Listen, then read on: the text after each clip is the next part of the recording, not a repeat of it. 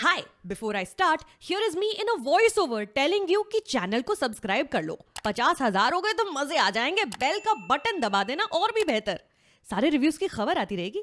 You know, I've always been one of those people who have no clear idea what noir is, let alone neo noir, domestic noir, noir's arc. I don't know. But if noir means getting inside the mind and complicated psyche of a protagonist who rises and falls over and over again, through whom you might find a little part of yourself you didn't realize needed talking to, then call me Noira Jones. I just really like this film and I'm a bit of a mess. Hey all, my name is Sucharita. Welcome to my channel. You're watching a movie review. And today let's talk about Shakun Batra's much anticipated Gehraiyan, starring Deepika Padukone as Impossible Goddess, Ananya Pandey as the most Ananya Pandey, Siddhant Chaturvedi as every bad decision I made in my 20s, and Dhairya Karwa as actor good enough to have been included in more major promotions. Meet two urban Mumbais. One where people named Zain and Tia live in high-rise buildings, go to their Alibag beach house for the weekends, and lease yachts from the gateway for clients. On the other hand, are the everyday Karan and Tia's not so rich cousin Alisha. They tie up garbage bags and leave them on the stairs outside. They haggle with brokers to find budget appropriate apartments in Mumbai. All four people, late 20s, early 30s, are figuring themselves out, the sides they like and the parts they don't. Zain has earned his own money through whatever means, but he doesn't feel like he belongs in a relationship where his fiancée wants to get married in Tuscany. Guys, this is my fiance Zain. क्या बात है T? Tuscany में शादी कर रही है? I hope so.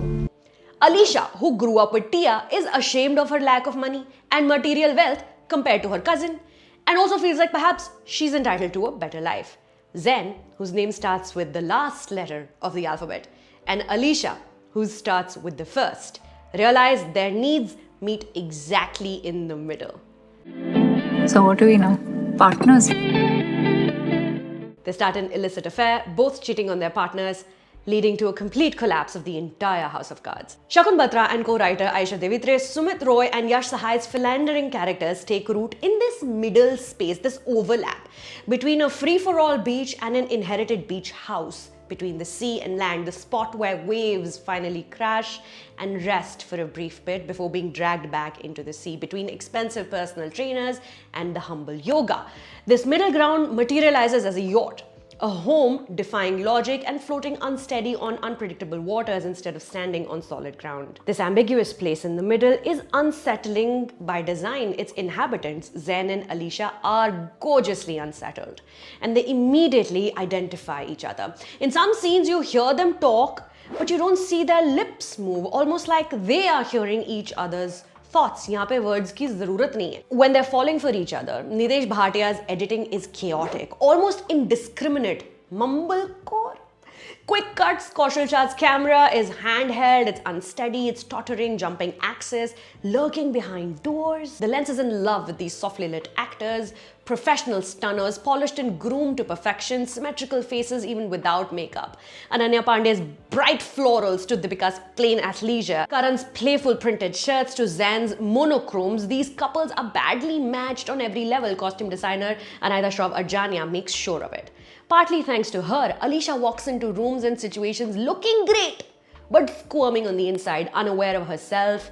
And it's almost frustrating to watch someone so staggeringly gorgeous treat themselves this badly when they could have the world at their feet if they tried. Deepika Padukone has a great ability to express vulnerability and meekness despite her tall, overbearing stature.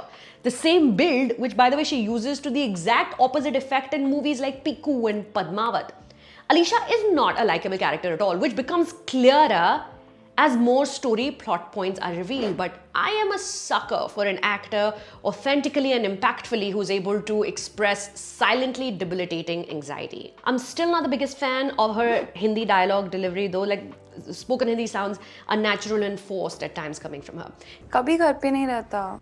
शायद busy है. In fact, if I had to take issue with something in the film, it is some of the dialogue which feels stilted, especially in the first half when we're initially getting to know everyone. Siddhant Chaturvedi is Zen. Think of him as the fire festival guy if he was also cheating on his fiancée. A man-child with an aggressively groomed beard, he's aware of his impact on women, overcompensating for his own bad decision-making by attempting to take everyone down with him.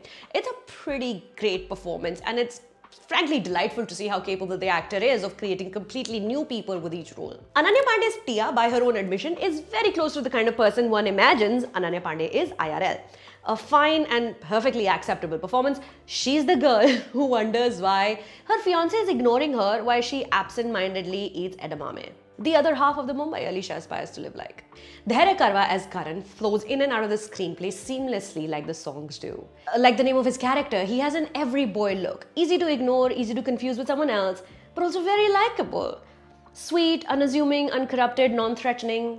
I hope to see more of the guy. Nasiruddin Shah plays Alisha's father and is a freaking testament to the man's sheer caliber that it's only in his limited scenes that my stoic resolve of not crying finally broke a little bit.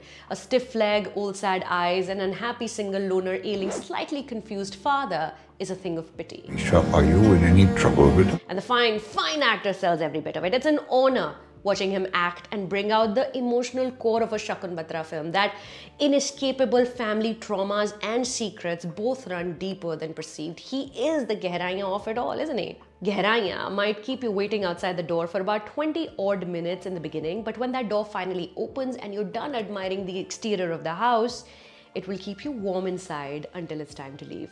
Watch this film on Amazon Prime Video starting today. Watch me looking amazing on this channel. I've got a ton of things coming up. Make sure you've subscribed. Is hafte I've got Death on the Nile, Gehraiyan, Badhai Do.